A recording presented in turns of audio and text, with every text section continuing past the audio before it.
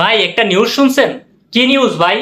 গাজীপুরে তো 13 বছরের একটা হিন্দু মেয়েরে একটা হুজুরে ধর্ষণ করছে। সংখ্যালঘু নির্যাতন। এই জন্যই আমি দাড়ি টুপিওয়ালা মুল্লাদের কই গঙ্গি, এদের এই দেশে থাকার কোনো অধিকার নাই। এরা সবসময় নারী অধিকার হরণ করে, সবসময় সংখ্যালঘুদের উপর নির্যাতন করে। আমরা সুশীল সমাজ বাচ্চা থাকতে এর একটা বিচার হতেই হবে। লেগেছে রে লেগেছে, রক্তে আগুন লেগেছে, লেগেছে রে লেগেছে, রক্তে আগুন লেগেছে। আরে ভাই একটু থামেন, একটু থামেন। থামবো কেন? আমরা কখনোই থামবো না। এই দেশের সংখ্যালঘুদের উপর নির্যাতন আমরা সুশীল সমাজ বাচ্চা থাকতে কখনোই হতে দেব না। এর একটা সুষ্ঠু বিচার হতেই হবে।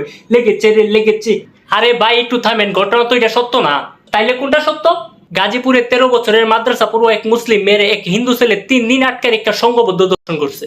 ও, বাংলাদেশে কোটি হিন্দু মানুষ বাস করে, এর ভিতরে 2-1 জন মানুষ হারাত থাকতেই পারে। এইটা নিয়ে তো মাতামাতি করার কোনো কিছুই নাই, এটা হতেই পারে।